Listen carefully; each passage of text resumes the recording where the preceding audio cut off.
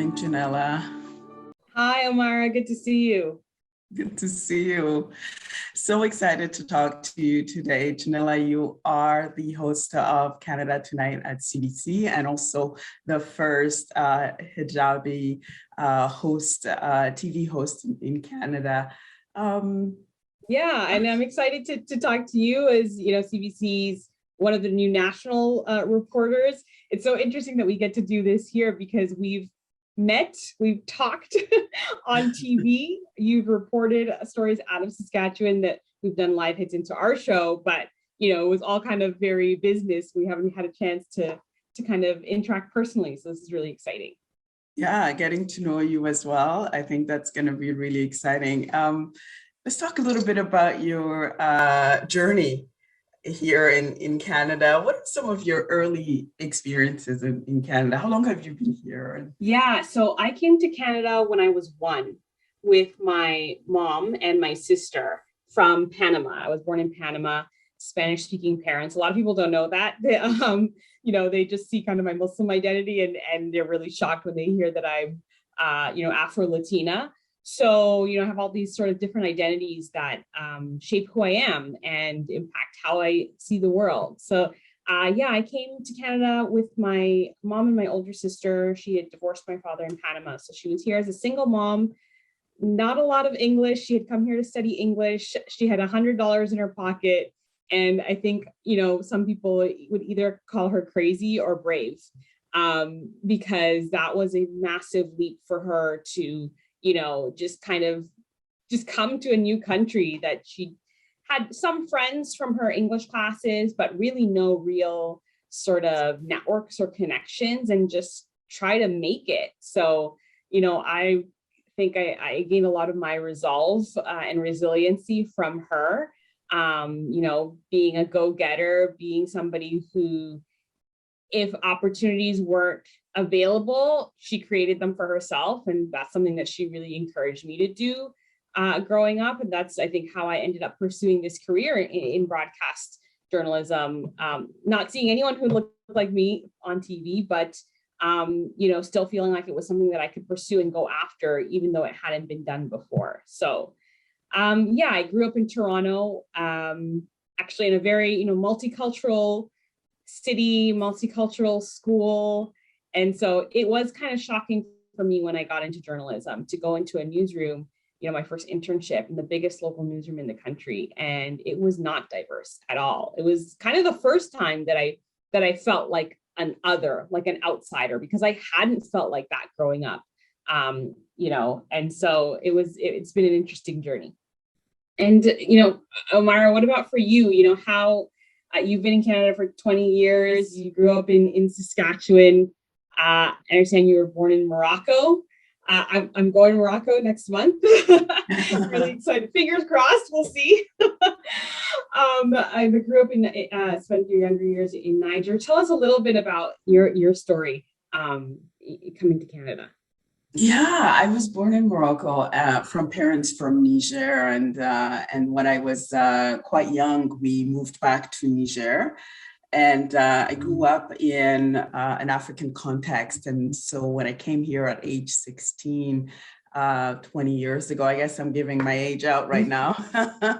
It was a bit of a shock, right? And I think the shock also was in terms of how all of a sudden not everybody around me was Black, and that was a big difference. And we came here because my dad got a job opportunity, and so just just like that, we moved places, and it's been an incredible journey just coming here with no knowledge of English at age 16 and having to learn English as I was going to university, and then eventually becoming a reporter for Canada's public broadcaster, and working completely in English, and now becoming a national reporter. So it's been really an incredible journey, and I've learned a lot from my grandmother and my mother, who are just incredible African women who are very strong. And so what you were saying about your mother really resonated with me, because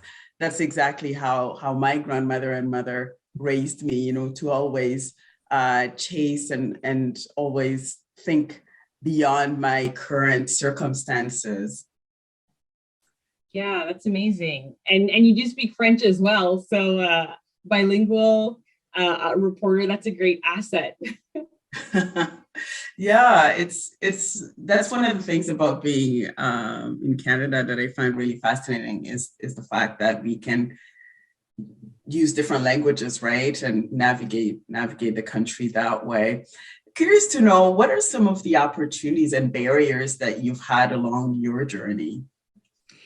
Yeah, I mean, I think it's so interesting because a lot of times people ask me if I face like racism and discrimination coming up in the industry. And a lot of times I have to say no, because no one ever told me to my face, we're not going to hire you because you wear hijab, or you're not going to get a job.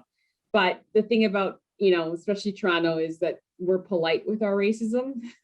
So, and sometimes it's almost harder to combat when it's not in your face, when it is more subtle, when people who are the gatekeepers to jobs might have ideas or assumptions or stereotypes about you, but they may not address them or ask you about it, and you may get passed over for a job without knowing really why.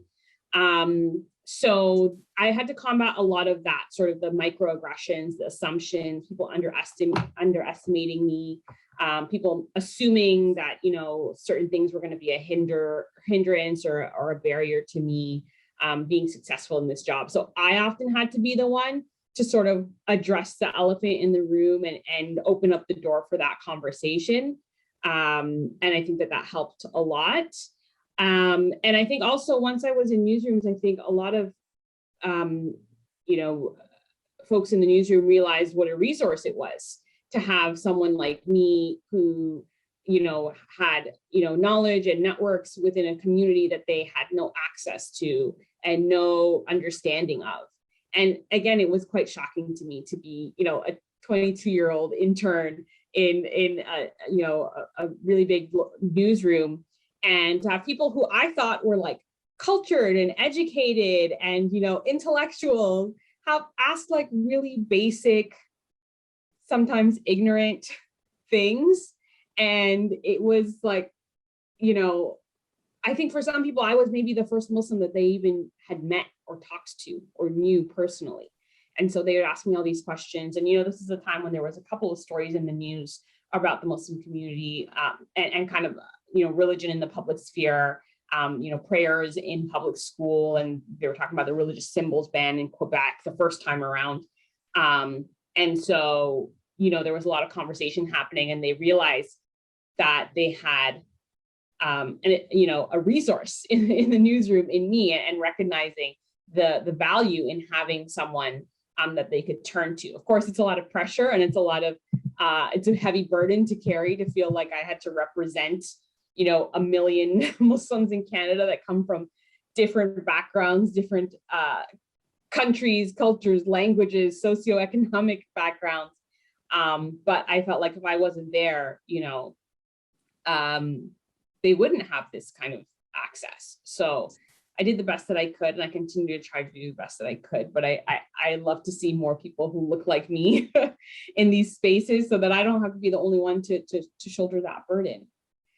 What about for you? I mean, you talked about coming to Saskatchewan and not seeing a lot of Black people, and I'm sure that you must have felt like an outsider. And I wondered how that also impacted your career trajectory. When I walked into the newsroom here, I was the only Black woman, and one of the very, very few people of color in the newsroom. And it continues to be like that. There's very, very few people who look like me, who come from diverse communities in the newsroom where I work in. And you are right, it's a bit of a shock, and you just hope and wish that things would be different, right? That there would be more diversity, and that we would represent the country as it is. Has that been a hindrance? I think part of the situation is that when people are not used to working with people from diverse communities, there's a bit of a barrier. And so, like you said, some of the questions that are not super well informed can arise, right? And also a misunderstanding too. I remember one day I was covering a story in Saskatoon about the African community. And when I arrived on set, I just could feel the level of connection with the story in ways that I didn't in other scenarios. And I was like, my goodness, like what an incredible feeling to be a reporter who can report on these stories and have actually like a visceral connection with the subject. To relate to them in a way. Absolutely. And it makes a huge difference in our job as storytellers, I find.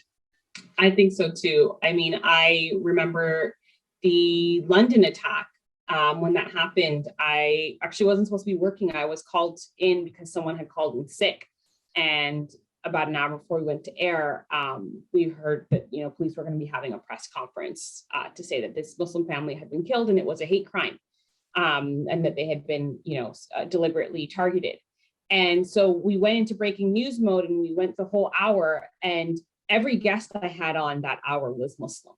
We had someone from National Council of Canadian Muslims. We had an imam from the local mosque. We had a local city councillor who was a Muslim.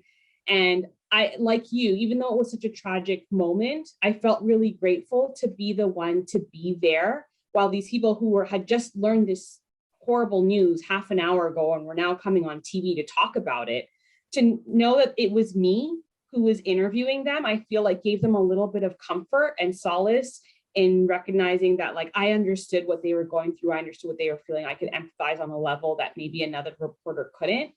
And yeah, you're right that it makes a huge, I think, difference in being able to connect with the people who were trying to relay these stories. I'll ask you a question and ask about, who along your journey has, influenced you and maybe helped you kind of, be who you are authentically and unapologetically and succeed in not just in this industry, but in this country, really. I always refer back to my grandmother.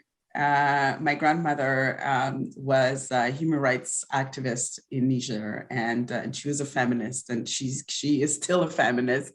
And she taught me very early on that women have a place. I mean, I am not visibly Muslim, but I am a Muslim woman. Grew up in a Muslim context, and so she has had to fight an incredible fight, and she definitely taught me a lot on how to persevere. And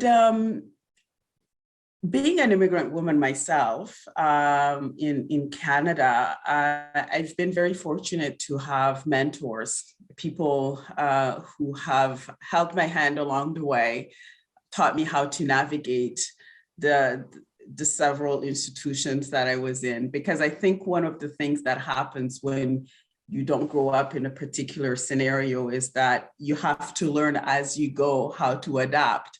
And that's incredibly difficult, especially in the media industry, which is very complex and evolving all the time. And so to be able to rely on people who have been there and done that is really, really helpful. So I'm just incredibly grateful to certain people. Like even yesterday, I was thinking about like these, especially these women of color who have just been incredible mentors to me, femtors, right?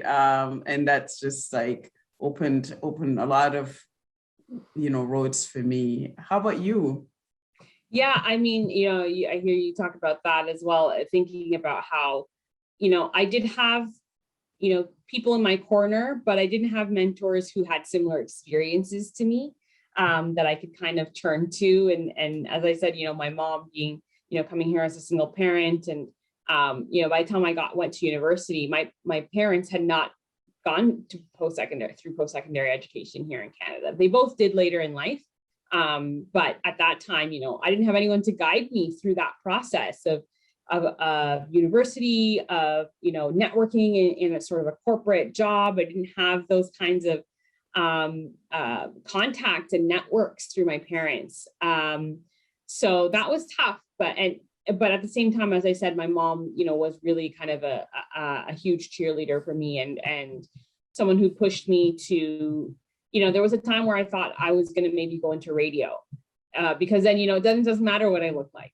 And she was the one who told me, don't change your dreams, don't diminish yourself or make yourself smaller, because you think that maybe people wouldn't accept you, right? If this is something that you want to do and you're really good at, and, go for it. So for me, that was a big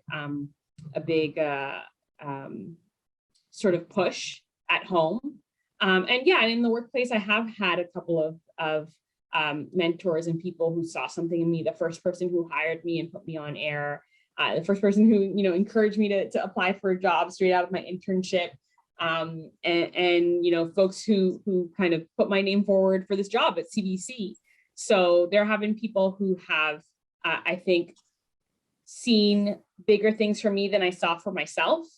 Sometimes you don't allow yourself to dream that big, and other people see that for you and encourage you to go for it, and that's really valuable.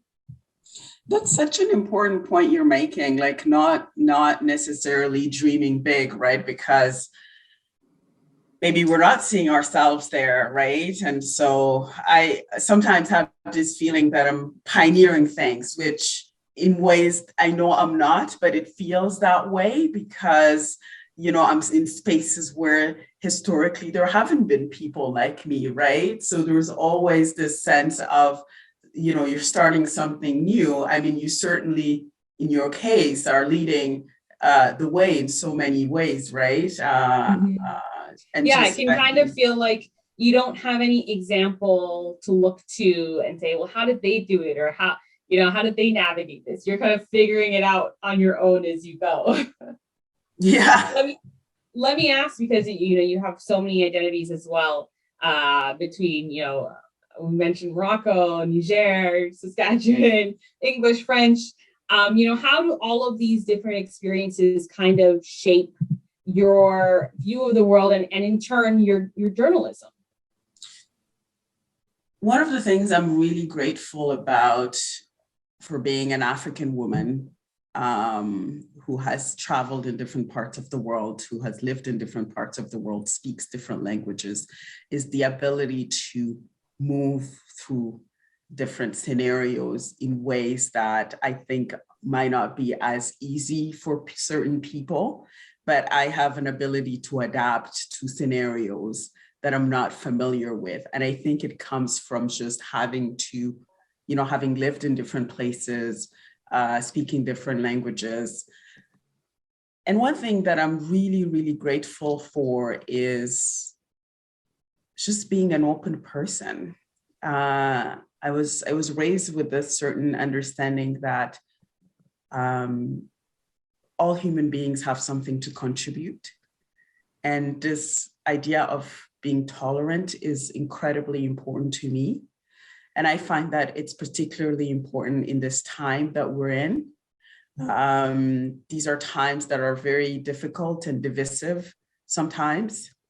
And I think to be able to contribute to the world, and I'll just give an example, like in my reporting, I spend a lot of time reporting on underreported communities. Mm-hmm. And there's a reason why I do that, on top of reporting on other stories as well, is because I know that what we do as storytellers, as journalists, is so important for history.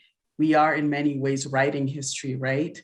There's sometimes articles that I've written years ago that people still write to me about like Black settlers who established themselves here 100 years ago. And I still get messages about that article, hey, tell us more, and that's what has informed my journalism. is this Yeah. concept of diversity. Yeah. And you did that amazing series on being Black in Canada, and I'm sure it got a lot of response. Um, I know we're almost out of time. I'll just wrap up and add a little bit, to that point as well, about how our experiences shape our journalism. I think that you're right that often the people who have access to these spaces and people whose voices are heard, often we only see a certain dominant group get access to these spaces. So it's nice to be able to to bring those voices into the mainstream, to hear those stories. And often we talk about race, but I think class is really important as well. I grew up in a low income situation. I would cover stories about rent hikes and things like that, and I was able to relate to the people I was interviewing in a way that sometimes I felt like my colleagues couldn't. We can bring our experiences into our stories. That's definitely a benefit. It's been such an incredible pleasure talking to you, Ginella. Wishing you incredible success in your career and in your trajectory. Thank you so much. I wish we had more time to chat, but I hope that we'll connect again soon. Take care. As well.